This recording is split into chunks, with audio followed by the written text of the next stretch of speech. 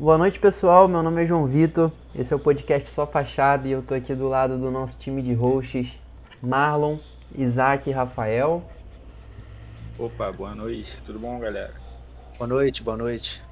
Fala, boa noite, gente, tudo bom? E a gente tá aqui hoje muito feliz, aqui eufórico, com o nosso primeiríssimo convidado aí, professor, mestre em arquitetura da paisagem, doutorando em urbanismo pelo ProUrb. Participa também do escritório Padilha Siqueira Arquitetura e muito experiente aí no tema de hoje, no que a gente vai falar. Paulo Siqueira, boa noite, Paulo. Opa, boa noite, um prazer participar aqui do podcast de vocês. Estou adorando essa iniciativa de vocês. Legal. Vamos lá então, vamos conhecer um pouquinho, Paulo, para dar esse início aí para o pessoal. Assim, falando já sobre o início de trajetória, né? O que te fez ser arquiteto? Você sempre quis isso? Tipo, conta aí pra gente. Cara, essa pergunta é uma pergunta muito interessante, né? Porque eu acho que eu não tinha essa vocação de ser arquiteto. Acho que até meus pais achavam que eu ia ser alguma coisa de engenharia, porque eu desmontava telefone, ventilador. Sabe quando você chega em casa e está tudo desmontado? Era isso que eu fazia quando era criança. Então acho que não era prédio que eu ia fazer, não. Mas acho que acabei, sei lá, nessa fase aí de vestibular, que eu acabei me interessando por essa ideia de edifícios. E aí fui para isso, vou tentar. Acho que. Engraçado é que quando eu entrei na faculdade, eu me surpreendi, porque não era nada do que eu esperava. E foi muito bom, porque não era nada do que eu esperava, porque eu esperava uma coisa meio engenharia civil, sabe? E aí fui surpreendido por não ser isso, por ser uma coisa muito mais legal. Cara, o que eu acho maneiro, assim, ouvindo o que você falou, é que eu acho que a arquitetura é um dos cursos que nos primeiros períodos ali, quando os professores introduzem esse tema, né, perguntam, fulano, o que fez você... A gente escuta das mais variadas respostas possíveis. Tipo, eu já ouvi gente falando que, eu brincava de The Sims, aí resolvi fazer arquitetura. Esse é o clássico. The Sims é o clássico. Eu gostava muito de trocar o sofá da minha mãe de posição e aí resolvi fazer arquitetura. Já ouvi também que teve gente que via muita mãe vendo revista de decoração e acabou gostando dessa área. É engraçado que, assim, The Sims é da minha época, né? Então era um outro esquema, né? É muito engraçado, mas eu acho que esse The Sims também, eu não sei, eu ainda não parei para pensar sobre a relação dele com a arquitetura em si, assim, mas é um programa, né? É um lugar onde você pode exercer um pouquinho ali do seu arquiteto do seu arquiteto interior. É uma maneira de você pensar, né? Por mais que seja uma coisa pré-programada, você não está ali criando uma coisa do zero, tá sempre uma programação meio estabelecida. Mas é uma coisa divertida, né? É um entretenimento ali que você está jogando e está pensando, pelo menos de maneira espacial, sabe? É legal, uma coisa interessante para quem está jogando. É verdade. Então, já emendando aí para o nosso tema, que é arquitetura comercial de shopping centers, fala um pouco aí pra gente das suas primeiras experiências assim, profissionais. Você estagiou aonde? Fala um pouquinho como que a gente pensa Paulo Siqueira e pensa em arquitetura comercial, arquitetura de shopping. É interessante porque eu não sou um arquiteto que sou um arquiteto de nicho, que só faz uma coisa. E é uma coisa interessante isso, porque eu fugi um pouco desse padrão, que hoje em dia você acaba indo para uma área só e se especializando. Eu acabei sendo um arquiteto que fui caindo em várias áreas diferentes. O que é engraçado, eu parecia até uma maldição, assim, eu não quero fazer isso. Aí eu caía no escritório para estagiar exatamente daquela coisa. Mas aquilo ali eu não quero fazer. Aí pronto, caía no outro escritório. E eu ia pulando de estágio em estágio. Então eu estagiei em alguns escritórios, na época que eu estava fazendo faculdade. Tinha muita oferta de estágio. Cara, sim. Então eu pulava de um para o outro com muita facilidade, né? E a parte da arquitetura comercial, eu comecei a mexer com ela quando eu fui para o escritório de um arquiteto muito bacana, que hoje é meu amigo, e foi um mestre para mim, que é o Ivan Rezende.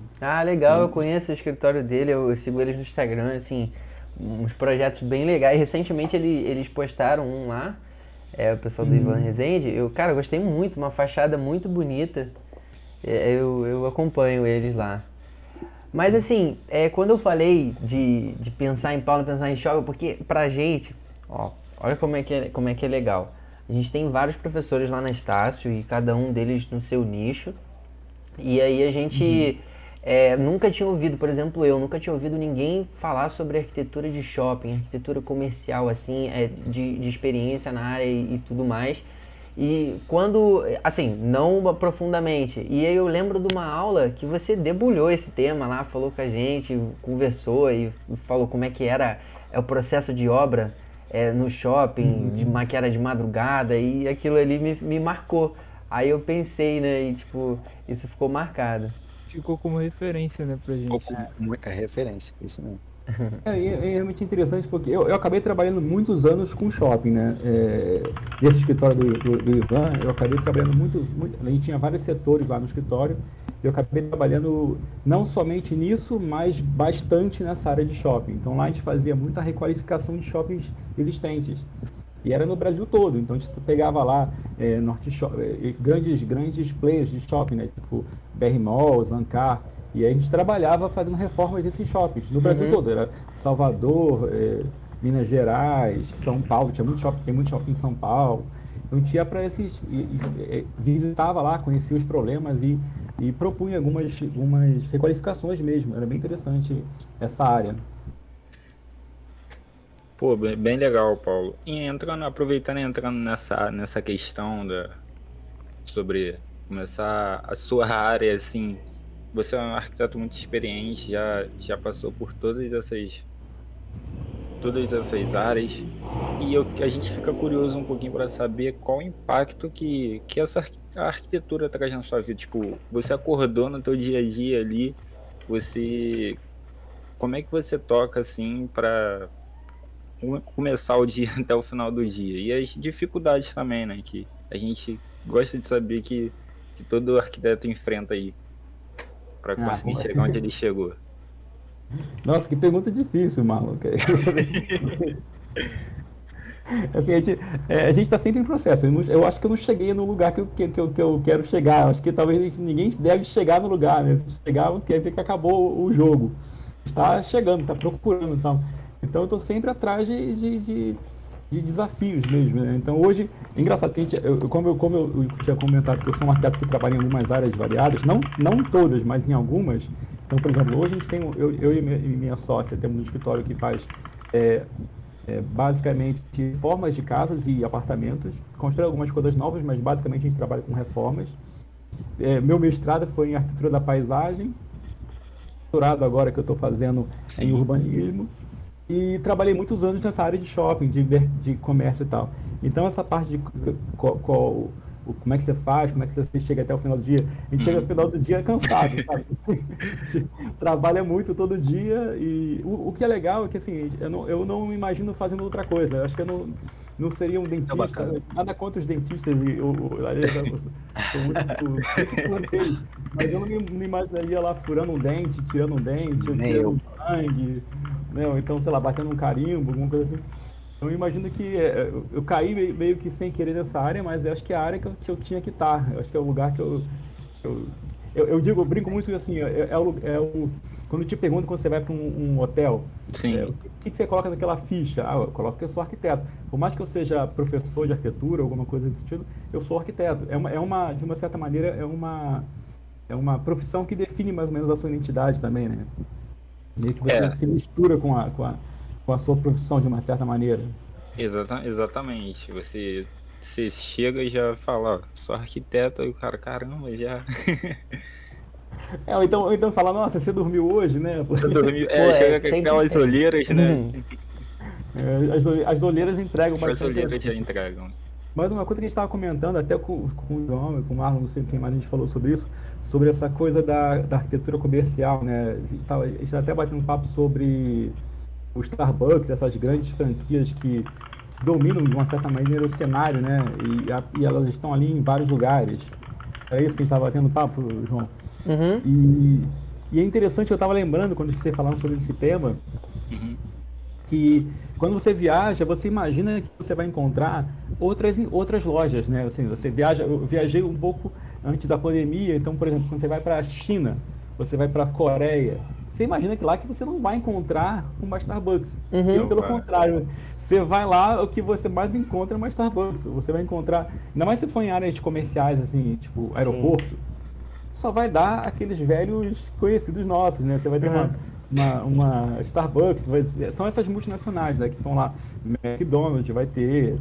E aí Vai você ter chega aquela- lá querendo saber se essa multinacional é igual a daqui, né? Tipo, será que o Starbucks é igual aquele de lá que tem, tem lá na Tem umas cidade? variações. Vou te falar que tem umas variações, mas o conceito ali é muito parecido, sabe? Por Cara, mais que.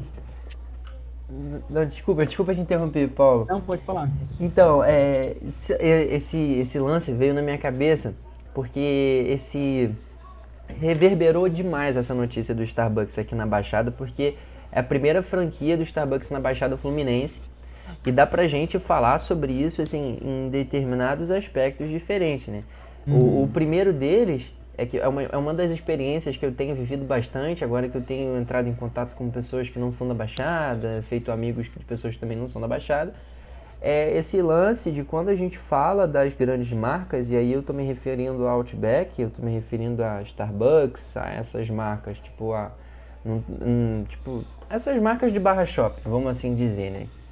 E quando eu falo que essas marcas que tem franquias estabelecidas aqui na Baixada, as pessoas ficam, meu Deus, tem Outback na Baixada? Tem Starbucks na Baixada? Claro que tem. E aí, assim, eu sempre fico com essa reação que você teve aí agora, Paulo. Eu falo, mano, mas claro que tem, assim, é um preconceito desnecessário, que eu não sei de onde essas pessoas de verdade puxam, mas também é bom pontuar que são franquias que são recentes aqui. Então, se a gente for falar há 10 anos atrás, a gente não poderia responder essa pergunta dessa forma. Realmente estava concentrado ali nas regiões do centro, do Rio, essa área mais, tipo, esses grandes centros comerciais mesmo. Eu acredito também que muitas das vezes essas pessoas também que acabam falando, né? Pô, na Baixada tem é porque ela frequenta muito, assim, lá pra baixo e acaba não conhecendo tanto. Então, quando você fala, tem um Starbucks lá perto de casa, vamos lá no Starbucks do shopping, aí ela vem, tem Starbucks lá? Ela acaba não imaginando isso, né? Você pode olhar essa questão da Starbucks ou dessas outras grandes marcas, realmente, como o João falou, por vários pontos de vista, né? Vocês estão mais olhando pelo ponto de vista, por exemplo, dessa relação do poder de consumo, né? Olha, a Baixada também tem poder de consumo de ter lá uma Starbucks que vai lucrar e vai vender. Então, aquela população que está ali, que às vezes é discriminada, achando que não tem aquele poder de consumo, efetivamente tem esse poder de consumo, senão não estaria lá inaugurada essa empresa. Verdade. E aí é uma coisa muito interessante, porque sempre o lado bom e o lado ruim, né? Então, por exemplo, você tem uma Starbucks, denota que aquela população ali tem um poder de consumo para poder ir nessa empresa, nessa loja. Que é uma empresa que tem ali um custo um pouco mais elevado do que uma cafeteria, uma padaria local de bairro. Isso seria uma questão sobre o consumo. Agora, por exemplo, tem um outro problema aí também, que é o da réplica, de um sombreamento sobre a identidade daquele lugar também, que também é um olhar que você pode ter sobre isso. Então, é muito curioso você chegar num lugar que você não imagina que vai ter aquele tipo, ou então que você espera que tenha um tipo de cultura ou um tipo de produto, né? Por exemplo, você vai a Minas Gerais, você espera comer um pão de queijo, um queijo artesanal, alguma coisa desse tipo, e você vai lá, chega e encontra lá um Subway, ou encontra uma Starbucks, ou encontra um Burger King, né? Então, de uma certa forma, é interessante, mas também tem um lado perigoso que a gente também tem que tomar cuidado para aquilo não acabar com aquela cultura, né, de comércio local. É verdade. São vários pontos de vista que você pode ter sobre aquele elemento, né? Sim, mas pra mim, vou ser sincero, eu acho que pra mim é muito, muito bom, muito relevante, que agora eu não preciso mais ir em Botafogo pra tomar meu Starbucks, eu posso pegar o Uber aqui, o ônibus, pegar ali rapidinho, tomar um cafezinho no Starbucks. Claro, sem dúvida. E volta pra casa.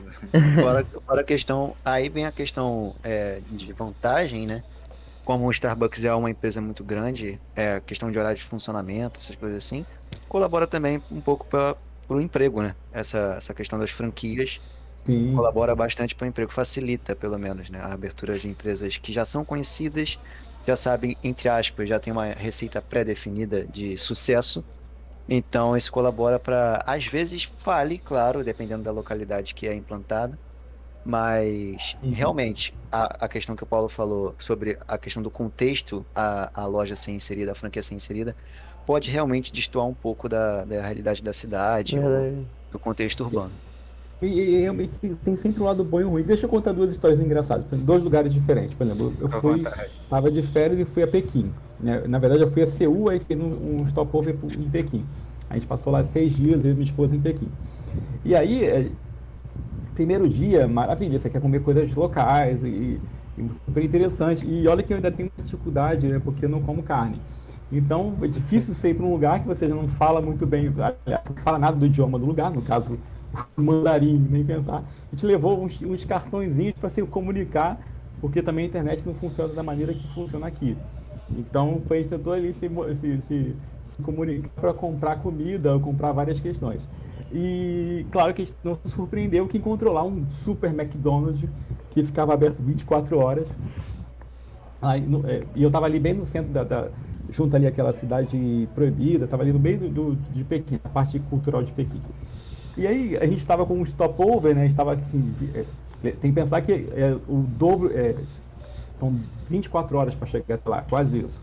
A gente estava completamente virado, perdido, assim. Putz. Então a gente acordava o equivalente aqui a 3 da manhã, quer dizer, lá acordava 3 da manhã lá, querendo sair como se fosse 9 da manhã. Então chegava uma hora que a gente saía do hotel umas 4, 5 horas da manhã e não estava nada aberto. 5 horas da manhã lá também não estava nada aberto. A única coisa que estava aberta era o McDonald's, que era 24 horas. A gente ia tomar café no McDonald's. E era o mesmo McDonald's que teria na Baixada, que teria. Era isso que eu ia te perguntar, Paulo. O sabor é o mesmo? Mesma A coisa. Coca-Cola tem o mesmo. É a mesma coisa, gente. É impressionante. É o mesmo padrão. Claro que tem as suas variações, né? Então você tem algumas questões ali que só tem na China. Mas o básico é o mesmo. É verdade. Então é muito interessante isso. Aí outra historinha da mesma viagem. A gente foi para Seul, por exemplo. E aí você vai para Seul, você quer comer a comida também local, né? Comida coreana, super apimentada e tal. E aí é interessante que lá o Starbucks invadiu Seul, virou um momento de status você ir para o Starbucks. E é interessante porque lá o Starbucks é caríssimo. Então o valor para você tomar um café no Starbucks é o equivalente lá a você comer num restaurante muito gostoso ali de bairro. Então era muito engraçado, você chegava ali, você podia ou almoçar no restaurante ou tomar um cafezinho lá, um cappuccino com um pedacinho de bolo, era o mesmo preço. Caraca, não, isso é verdade. E geralmente as franquias, elas têm, não franquias, né, mas essas grandes marcas, elas são tão overpriced em algumas coisas assim, né? Tudo bem que tem coisas que realmente vale o preço, mas tem umas outras coisas que você, com aquele exato dinheiro, você consegue fazer uma outra parada, comer bem melhor, e, tipo, eu acho que o nome, né, o nome encarece. Exatamente. O nome encarece muito. Pô, eu tenho uma experiência, eu fui para São Paulo no início do ano, e foi assim, a minha primeira experiência com o aeroporto. No caso, tipo, de pegar avião e tudo mais. E aí todo mundo falava pra mim que as coisas eram caras nos aeroportos. E aí eu pensava, não, muito tudo caro, bem, né? deve ser cara, beleza. Não, R$2 mais caro. não, deve ser R$5 mais caro.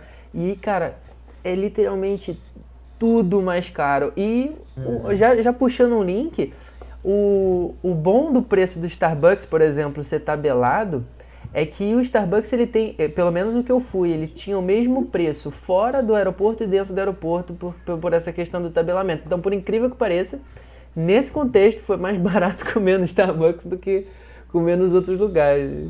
E acaba sendo também um refúgio, né? Eu vou te falar que isso não é um padrão, viu? O Starbucks ele tabela, mas agora várias outras franquias não tabelam. Então, no aeroporto ainda é mais caro do que o preço tabelado na cidade. Um adendo assim, uma história engraçada também que eu passei. Eu tava conversando com um amigo meu que ele trabalhava, eu não lembro se era na Gol ou se era na Azul, eu não me lembro, era uma dessas companhias aéreas. E aí ele foi me falar do VR dele, do Vale Refeição. E assim, o vale-refeição, em algumas empresas, dependendo, ele é calculado de acordo com o que você gasta de refeição no dia e no local onde você tá ali.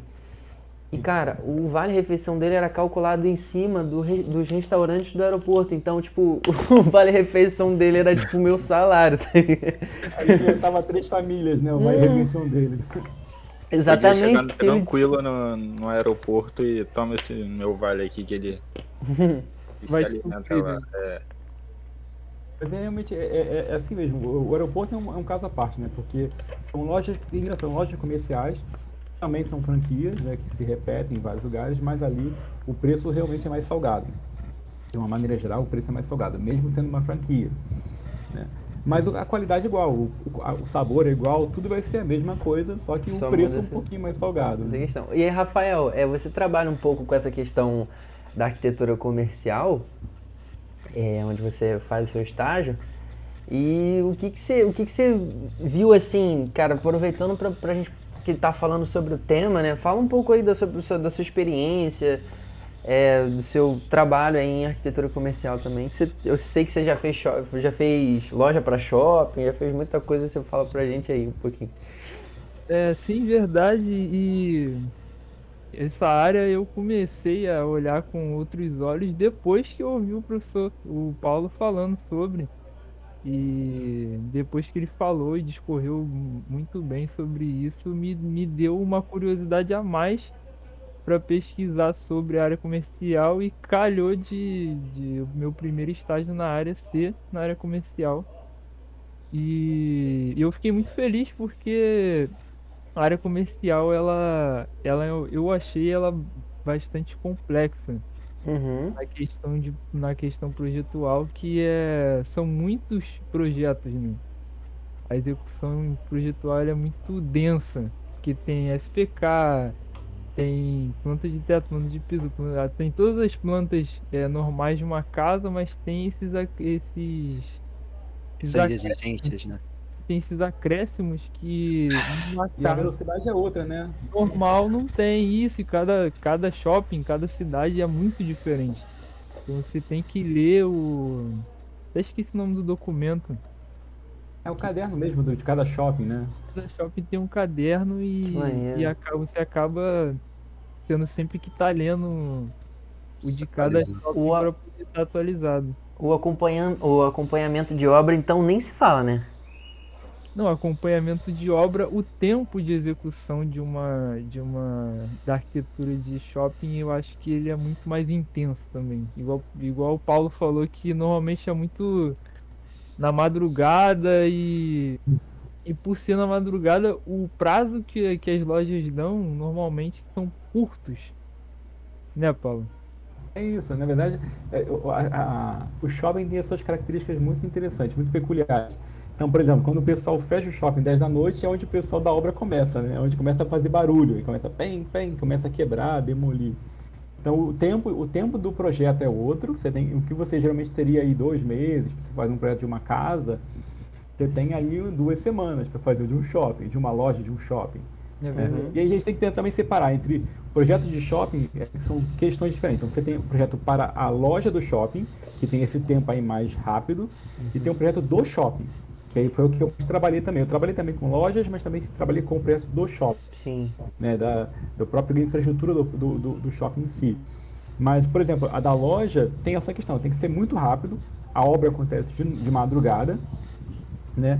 E tem suas variações muito interessantes. Então, por exemplo, o shopping, quando comecei a trabalhar com isso, eu me surpreendi quando eu descobri que os shoppings de verdade, que a gente chama de shoppings, não tem, o cara da loja não tem a posse da loja. Na verdade, é um aluguel. Aluguel, Então né? você aluga aquela loja, que o dono daquele shopping inteiro é uma holding, ou então é um grande grupo de investidores que tem mais de um shopping, e aí você aluga aquela loja e paga o condomínio, e aí você faz ali a sua reforma e usa durante um tempo.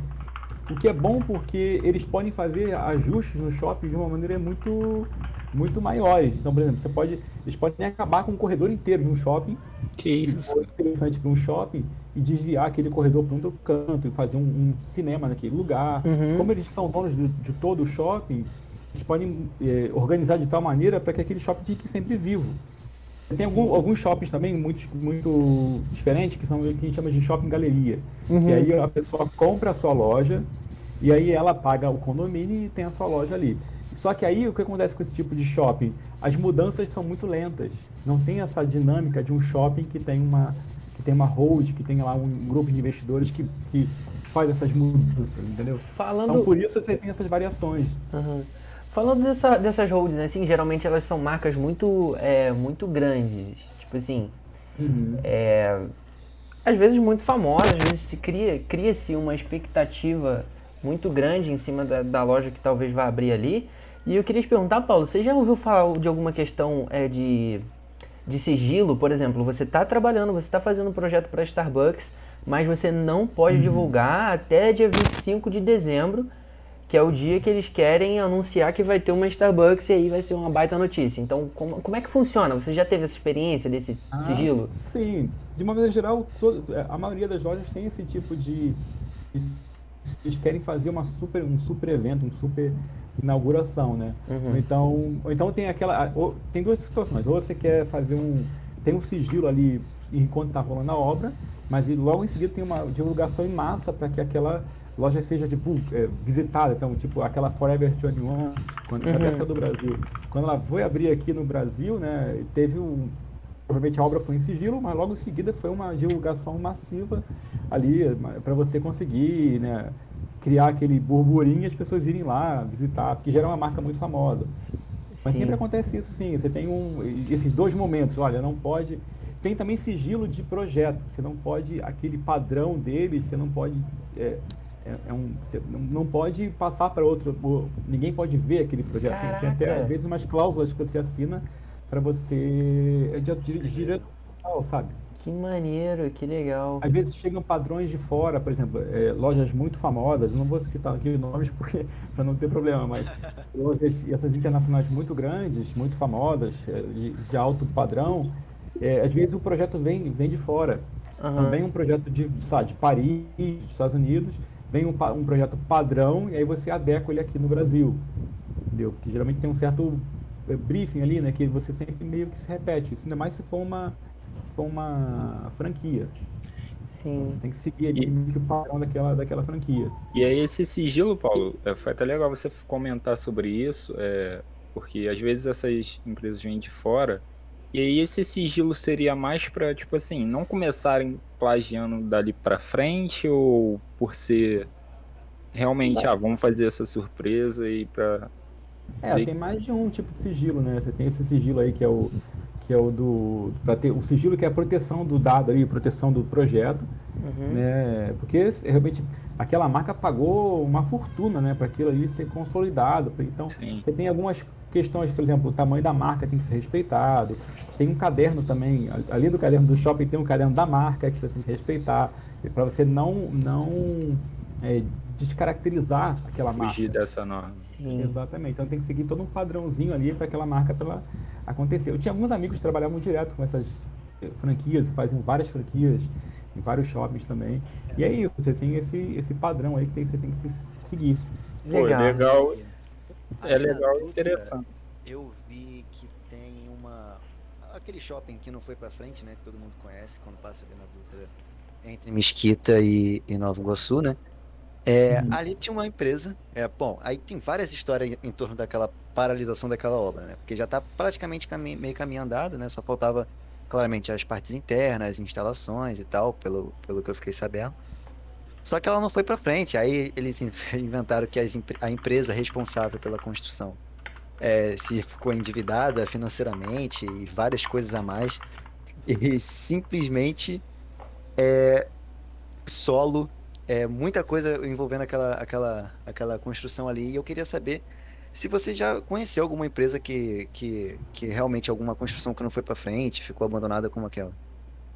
Olha, na verdade, eu acho que muitas questões em relação a essa coisa da construção não vai para frente.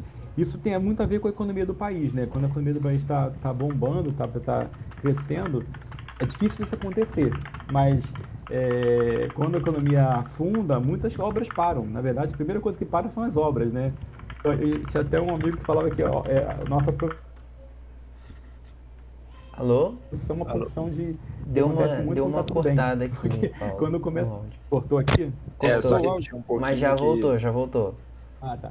Não, eu estava comentando que tem um amigo que diz que quando a nossa profissão ela é boa quando tá tudo dando certo, porque aí você tem lá a indústria, a construção civil bombando, acontecendo, e aí, agora, quando acontece o oposto, né, quando você tá para baixo, muitas obras param. Isso é muito natural de acontecer. Né? E aí param porque às vezes a empresa quebrou, param às vezes porque acabou o dinheiro, o financiamento foi retirado. Então isso é muito comum.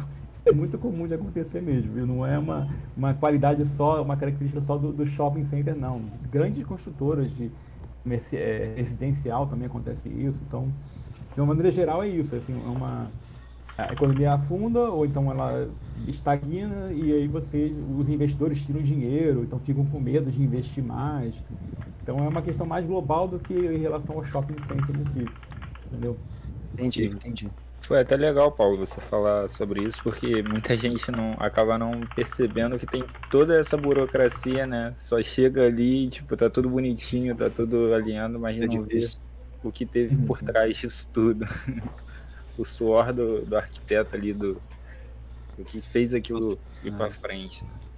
É interessante, umas coisas que eu fico pensando também sobre shopping, que é porque, não sei se você já parado para pensar, por que alguns shoppings dão mais certo que outros? Né? Claro que você tem ali aqui as questões de investimento, né, de localização daquele shopping, mas às vezes no mesmo lugar, você tem no mesmo bairro mais um shopping, e aí você vai ver que um shopping é super cheio, movimentado, e outro vazio. Acontece muito isso, né? Você tem ali na Barra do Juca acontece direto isso. Quer ver um exemplo? Downtown e o Città América. O Downtown está sempre mais cheio que o Città América, apesar dos dois serem meio vazios, né? Sim. Porque tem características muito variadas. Você tem ali shoppings que são fechados, como no caso do Barra Shopping, é um shopping que ele é todo fechado. Você tem e lojas de um lado e do outro. Aí você tem shoppings meio abertos, tipo o Fashion Mall ali de São Conrado. Tem lojas dos dois lados, mas você tem uma claraboia, você tem uma ventilação natural que acontece. E você tem shoppings tipo Città América, que são shoppings varanda. Sim. Vocês já repararam isso? Aham. As lojas, assim, em volta da loja acontece uma varanda. Sim. Né? Ou então um shopping que nem o Downtown, que é um shopping que ele é totalmente aberto. Parece como se fosse uma galeria. cópia não são galerias que não são fechadas, mas a galeria como se fosse uma fechada, cópia né? da cidade, sabe? Sim. Você tem ali, chove, é um shopping que chove dentro, né? No caso do Downtown. Você tem a loja, e só que aí aquela parte que você acha que é pública é privada. Verdade. Um grande quarteirão que é o shopping. Tem um shopping muito legal lá, na região ali da Zona Oeste, no Recreio, que eu já fui assim algumas vezes e tinha tudo pra dar certo. Ele tem uma proposta muito legal. Não tô falando que deu errado, mas é porque ele não é tão frequentado como os outros, que é o Barra World. E a questão de cada ponto turístico ser representado com algum monumento. E lá tem literalmente uma pirâmide, tem uma Torre Eiffel, tipo, é muito legal. Teria uma proposta muito bacana, assim, falando de arquitetura, né? Pois é. E é interessante como cada shopping tem essas características diferentes, né? Mas uma coisa que eu fui reparar que faz sentido para dar mais certo ou não, fora a questão de investimento e de localização, que já reparou que shoppings que tem varandas dão menos certo do que shoppings que são fechados? Verdade. E tem uma lógica por trás disso. Né? Passa menos pessoas. Quando você tem ali um shopping que você tem loja de um lado e do outro no mesmo corredor, você acumula mais gente passando por ali. Agora, shoppings que são de varandas, por exemplo, são até mais bonitos de você frequentar, né? São aqueles shoppings que tem uma vista para a natureza, ou uma vista para a cidade. É muito legal, só que geralmente essa loja fica pouco visitada. E aí como passa pouca pessoa na frente da loja, a loja acaba não indo muito para frente. É verdade, junta os dois fluxos, né? Eu tive uma experiência com o Village Mall, falando sobre o Village Mall em si, que foi o que me fez assim despertar um pouco os meus olhos para a arquitetura de shopping, e foi uma das primeiras obras de shopping que eu pesquisei realmente quem fez. E eu descobri que o Village Mall em 2011 ele recebeu o prêmio foi o Grande Prêmio de Arquitetura Corporativa. E assim, quando eu olhei, eu já senti, porque não é que eu já tinha sentido que tinha sido premiado, mas é porque era uma parada diferente. Claro que é um shopping completamente elitista, no sentido das marcas serem muito inacessível para determinadas classes sociais, né? Mas a arquitetura ali é muito bem feita, principalmente ali no pôr do sol, quando aquela luz ali dourada entra dentro do shopping. Ele tem umas paredes cortinas assim de vidro. E, cara, fica muito incrível. Fora o deck também superior, que ele tem aquela vista incrível pra lagoa ali. E quando eu cheguei em casa, quando eu comecei a arquitetura, no caso, eu fui de novo visitar. E quando eu cheguei em casa, eu fui pesquisar e eu descobri que ele tinha recebido esse grande prêmio de arquitetura corporativa. É interessante o Village, porque o Village tem essa característica de ser um shopping de elite, né? Aqui no Rio de Janeiro a gente tem alguns shoppings que tem essa característica. Tem o Village na Barra da Tijuca, você tem o Fashion Mall em São Conrado, você tem o Shopping Leblon lá no Leblon. Tem esses três, e você tem um pouco aqui também no Recreio, que é o Redesign Recreio, tem o Redesign Leblon. São uma meia dúzia de shoppings que são para elite, né? Que são para um público que vai consumir, que tem lojas lá que vão vender produtos muito caros, né? Sim. Você tem marcas internacionais mesmo, você tem lá Louis Vuitton, você tem essas super marcas famosas de fora que você só vai encontrar nesses shoppings. A maioria dos shoppings você não vai encontrar essas lojas que você compraria em Paris, mas nesses shoppings você acaba encontrando. Né? Mas é um tipo de shopping que é um nicho, né? É um shopping de nicho que para essa categoria, para essa população mais rica. Mas o interessante é que, assim, por mais que esses shoppings sejam de poder aquisitivo diferente, a infraestrutura é muito parecida. Você tem, geralmente, as mesmas bases são colocadas, então o banheiro funciona muito parecido. Você vai ter variações de qualidade de revestimentos, mas o banheiro é mais ou menos a mesma coisa. Sabe? O cinema, você vai ter um cinema lá que é aquele cinema super mais confortável, mas o cinema é a mesma coisa, aquela caixa preta fechada que tem lá o projetor e tal. Então, de uma certa maneira, você tem ali essa variação de poder aquisitivo, mas a infraestrutura, a arquitetura ali é muito próxima. Você tem variações, mas acaba sendo muito próxima. Pelo tipo que é o shopping center, sabe? Sim. Sim. Então, Paulo, nesse setor de shoppings, de comércio e tal, né? Para o estudante, né? Claro que para um arquiteto já formado, ter um shopping nesse nível como Village Mall, como esses shoppings super premiados e tal, mas sabendo também sobre a sua experiência com concursos, pela sua vida que você prestou vários concursos aí de arquitetura, queria saber como um estudante poderia agregar também um currículo dele, caso ele quiser seguir para essa área de arquitetura comercial, participando de concursos desse tipo, esses tipos de arquitetura comercial. Então, se o teu foco for, né, para um estudante assim, querer shopping, querer trabalhar com área comercial, eu acho que talvez o caminho seja começa a procurar estágio, começa a tentar ir para esses escritórios que trabalham com esse tipo de público. Agora, a coisa do concurso, assim, eu sou um entusiasta do concurso de projeto, né? Então, eu sempre gosto muito de orientar meus alunos vai fazer concurso de projeto, que não só para você incentivar a pensar, porque o concurso ele vai pedir de você várias ferramentas que você vai ter que construir para poder participar desse concurso. Então, de uma certa maneira, ele é muito pedagógico por isso. Você, para fazer um concurso de projeto, de arquitetura, de estudante, até de arquiteto mesmo, você tem que ter essas ferramentas. Então, você tem que, para fazer um concurso, você tem que aprender a fazer um bom desenho, você tem que aprender a projetar com criatividade, com qualidade, tem que aprender a fazer apresentações muito criativas e muito bem claras e de certa maneira, esse tipo de exercício é muito bom para o estudante, é muito bom para quem está ali aprendendo a fazer aprendendo a profissão.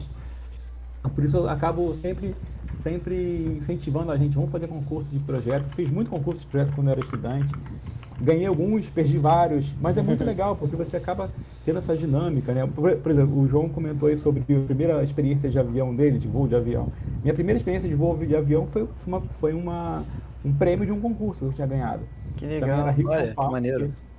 Indo para São Paulo para receber esse prêmio com um amigo que a gente ganhou. Aí nesse primeiro concurso aconteceu de ter uma publicação com o nosso trabalho também do próprio concurso. A primeira viagem internacional que também eu fui fazer foi também com um concurso de projeto de estudante ainda também, na graduação. Eu tinha ganhado no concurso de projeto para que estava uma empresa de loja bancando, e aí o prêmio era ir para a Feira de Milão. Uhum. Aí eu ganhei esse concurso, aí fui lá, fui receber o prêmio e fui lá ganhei a viagem para Milão, Que passar uma legal. semana lá. Só que como eu já estava lá, já era estudante, acabei esticando o mochilão, né? Já que eu não sabia se ia voltar lá Com depois, né? certeza, eu faria o mesmo. Esse ano, a gente no nosso grupo aqui, né, no pessoal aqui do Sua Fachada, a gente focou bastante nessa questão nos nossos debates, nas nossas conversas do dia a dia. E a gente tem visto, né, muito essas questões dos concursos. Tanto os concursos das áreas comerciais, por exemplo, eu vou citar aqui o prêmio DECA, né? Quanto outros prêmios também, que às vezes não são tão divulgados também, que são os prêmios, por exemplo, o Grand Jean e o Arquitetos do Amanhã, do IABRJ, enfim, os dois são concursos, né? Mas têm as suas propostas um pouco diferentes. Eu tô tendo a oportunidade de acompanhar de perto o lançamento dos editais, estudar um pouquinho. E é muito legal, cara, quando você começa a se interessar por isso, porque eu participei do prêmio DECA, eu e o Isaac, e a gente começava a conversar, começava a debater, e cada hora surgia uma coisa diferente. Cada hora, a cada pessoa que se perguntava, a pessoa dava opinião e a gente conseguia agregar isso no nosso projeto, e é muito legal essa euforia de participar de um concurso. Essa experiência é muito legal de você se juntar em grupo com um foco, sabe? Eu fiz, como eu tinha feito muito concurso quando era estudante, então, tipo, teve um concurso que a gente fez para a Bienal de Veneza, por exemplo. A gente não ganhou, mas foi tão legal juntar aqueles 4 colegas lá, virar a noite fazendo trabalho e depois mandar. Ou então, um que a gente fez para a Bienal de São Paulo, que aí a gente se separou em grupos, lá, e a gente tinha que entregar. Aí vão 2 para lá, e os 2 pegaram o ônibus lá com as pranchas para entregar na Bienal. Caraca. Então isso é legal, essa experiência, ganhando ou perdendo o concurso, é boa, porque você acaba se tornando um arquiteto melhor. A experiência de fazer concurso de projetos de arquitetura é sempre muito boa. Assim. A gente tem que fazer sempre, não só depois, só enquanto está fazendo graduação. Depois também é bom fazer para exercitar. De vez em quando eu chamo uns amigos aqui, a gente se junta e faz uns concursos para isso, para fazer, motivar, manter sempre pensando ali, sempre... E esses sites e tem alguns sites, né, Paulo? Tem, por exemplo, o concurso de projeto, tem alguns outros aí, o próprio ArcDaily às vezes posta pranchas campeãs de concursos que abriram. Enfim, aí na iniciativa também do CAL também tem bastante edital abrindo, CAL BR, CAL RJ. E cara, para ser sincero, de verdade, o que eu percebi nesse tempo é que o que não falta na internet é concurso de projeto para estudante de arquitetura. Se você abrir agora, você vai achar pelo menos Vai ter. uns 3 abertos aí. Essa semana foi até premiação, né, do IAB do Rio. Meu primeiro concurso que eu ganhei quando era estudante foi do Arquiteto da Manhã. Eu ganhei uma vez com um amigo, que eu tinha feito em dupla com ele, e aí no ano seguinte ganhamos de novo, com um grupo um pouco maior. Mas é legal por isso, assim, sem participar desses concursos. Então você tem ali tem aquele site chamado BeBreeder, também que tem concursos diretos. Você tem aquele Death by Architecture, que é um concurso também que é um site que vai propor vários concursos internacionais. Você tem Vitruvius, você tem vários. Esse concurso de projeto.org. O negócio é você procurar, vai no Google e procura lá concurso de projeto para estudantes de arquitetura ou para arquitetos. Você vai achar uma quantidade imensa. Muito legal. Aliás, fazendo aquela propaganda aqui do e-book que eu tinha lançado para incentivar os meus alunos a participar, tá lá no meu Instagram. Se quiser entrar lá, é só baixar. É o PS Archmaker ou PS Arc. Que são dois Instagrams que eu criei. Um que é da minha empresa, do escritório de arquitetura de verdade, e um outro que é um Instagram que eu criei para divulgar, para falar sobre concurso, até para incentivar a criatividade dos estudantes mesmo. Foi até bom você entrar nessa questão do e-book aí, ô Paulo, porque quando a gente entrou, né, nessa conversa sobre os concursos, e me veio logo à mente que no início da faculdade você foi o primeiro professor que chegou para pra gente e mostrou o que era, né? Tipo, ó, pessoal, tem concurso, estimulou isso, porque muitas das vezes tem todos os professores ali que eles acabam passando também, mas você foi assim, o meu primeiro, não sei se foi o dos outros também, e chegou e contou, e quando você contou aquilo, eu fiquei, caramba, eu fiquei fascinado. Na mesma hora eu tive vontade, eu fiz um concurso também, não ganhei, ainda não tive essa proeza, mas eu sigo tentando fazer os concursos aí. E foi legal você falar também que você ainda continua, mesmo com toda a sua experiência, todos esses seus anos de carreira, você ter ganhado um concurso já, você ainda continua se juntando com seus amigos e fazendo, né? Mais aí por aí. Pois é, na verdade a gente se junta até mais para bater papo, sabe? Se a gente não criar uma agenda, assim, olha, vamos nos juntar para fazer um concurso. Essa última que a gente fez foi isso, a gente chamei 3 amigos, incluí até um estudante, que é amigo de você, se chama Matheus. A gente chamou, vamos fazer um concurso, tá legal. Aí fez um concurso que era urbano e paisagístico, uma orla aqui no Rio de Janeiro. E aí, a gente não ganhou o concurso, mas foi tão divertido, então foi muito mais legal o bate-papo que a gente teve, às vezes até online e tal, sobre o concurso, conversava, trocava A as resenha experiências. toda, né? Pô, É a parte mais divertida do concurso, desenhar aquilo ali, defender a sua ideia, aí você Criativa é muito boa. tenta apresentar a sua ideia para o colega, para ver se ele topa com aquela sua ideia. Esse exercício que é muito legal. é Até mais verdade. do que o próprio concurso em si. O exercício de você trocar ideia com seus colegas sobre arquitetura, isso é muito bom. A gente teve a experiência agora, nessa última premiação do Arquitetos do Amanhã, a gente foi lá, a gente estava presente, nós 4 lá. Ah, que legal. Cara, foi interessante porque, assim, chegamos lá na cerimônia e a gente se deparou com projetos, assim, de níveis tão grandes, assim, que a gente ficava olhando as pranchas, assim, cara, foi muito legal. Eu falei, é porque recentemente eu tenho visto muito mais sobre essas premiações do IAB e do CAL, por causa do meu estágio. E é um assunto assim que sinceramente eu sinto muita falta na nossa faculdade, na nossa formação, pelo menos assim, de ser falado. E aí eu já deixo já preparo aí para vocês, o pessoal que está escutando aí, que nunca ouviu falar, procurem sobre o concurso Arquitetos do Amanhã, o pessoal que está se formando. Procurem sobre o prêmio Grand Jean também, que é como se fosse uma segunda etapa, mas na real promovida pelo CAL, porque realmente o nível dos projetos está muito bom, a gente pôde participar lá e foi uma experiência legal também estar lá, né? Estar de cara, começar a participar dessas vivências, porque daqui a pouco é a gente que está lá, né? No meio dos Participando. profissionais, né? É muito maneiro. Exatamente.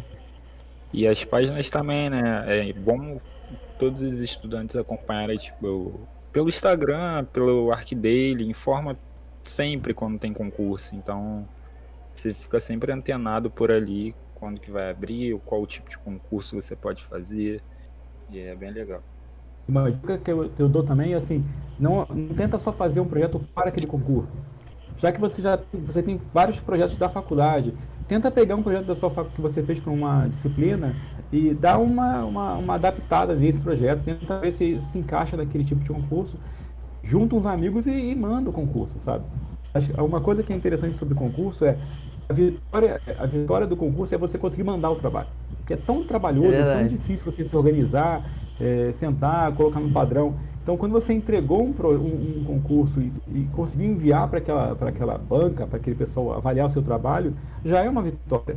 Já é muito interessante você conseguir estar lá e participando daquele negócio. É muito legal.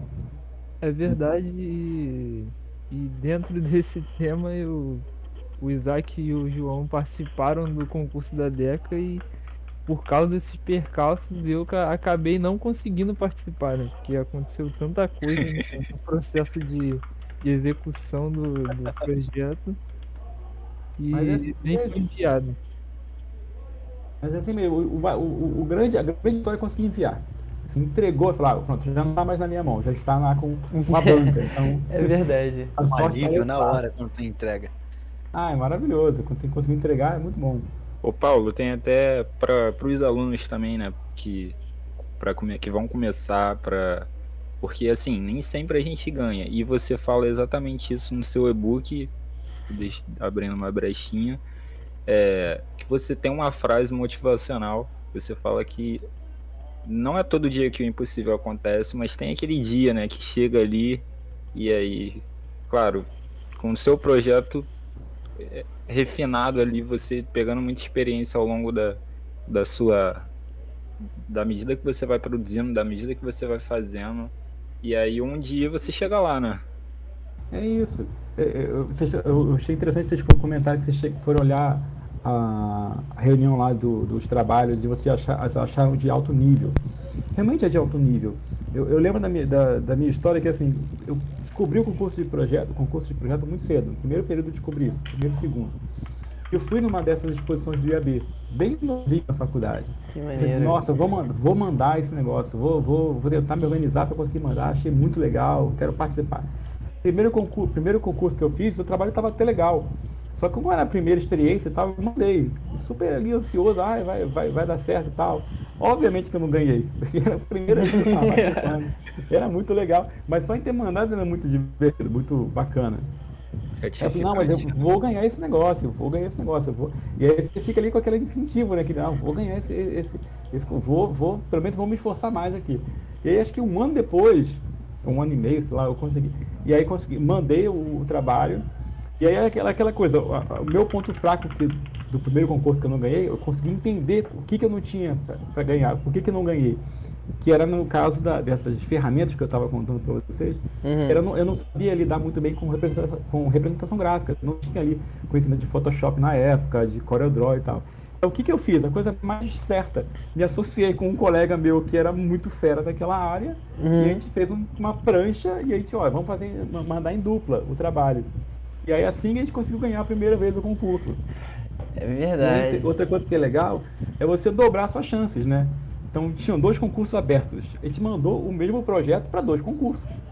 Pô, Então, você dobra suas chances de ganhar. Imagina só. Metralhadora de concurso, vamos começar. Não foram noites perdidas, né? Se não vai em um, vai em Não outro. foi, você aproveita o trabalho que você já teve mais de uma vez. Assim, você tem que mandar, tem que ser um concurso que seja, porque tem que ser inédito, né? Então você tem que se mandar na mesma época. Não pode. E isso foi muito curioso, porque a gente caiu certinho a mesma data de divulgação, era questão de uma semana para outra. E a gente conseguiu ganhar os 2 nesse ano. Primeiro a gente ganhou os 2. Esse que a gente mandou a gente lá para São Paulo e o IAB do Rio. Foi muito curioso isso, porque não ganhava nada. Aí na primeira vez que ganhou logo 2. Pô, muito legal, muito legal. Cara, eu já deixo aqui, ó. Todo mundo que tá aqui, Rafael, Isaac, Marlon, vamos fazer o Arquitetos do Amanhã. Vamos dar o gás. Porque a gente precisa botar o nome da Estácio lá. Precisa fazer o nome da nossa faculdade. Vamos fazer o nome. Qualquer ajuda me chama aí que eu organizo, ajuda vocês a se organizarem lá para mandar. Isso é legal, é muito bom participar. Paulo, muito obrigado pela presença. Eu te agradeço bastante aí por estar aí com a gente trocando essa ideia, por essa primeira experiência que a gente teve aqui do Só Fachada com um participante convidado. E a gente já falando aqui um pouco sobre o podcast, a gente vai trazer bem mais esse tipo de entrevista.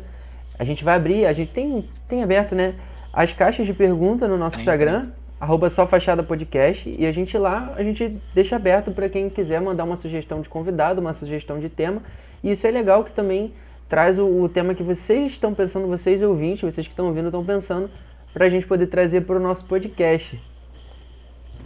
Eu queria agradecer, eu fiquei muito feliz pelo convite, estou super orgulhoso de ter sido o primeiro convidado aí do Só Fachada. Palmas. Vai ser um projeto muito, muito feliz, viu, esse trabalho de vocês. Acho que vai crescer bastante, é muito bom, é um espaço que a gente tem que conversar, é um espaço que, para estudante de arquitetura, para arquitetos, bater mesmo. Acho que é muito bacana essa iniciativa de vocês. Eu espero que cresça bastante. Obrigado. Obrigado, Paulo. Valeu, a gente fica Paulo. muito feliz, Paulo. Obrigado, pessoal, a quem ouviu. A gente espera vocês aí no próximo episódio. Divulgaremos Valeu, o tema pessoal. lá no Instagram. Valeu! E é isso aí. Valeu, gente. Obrigadão. Falou.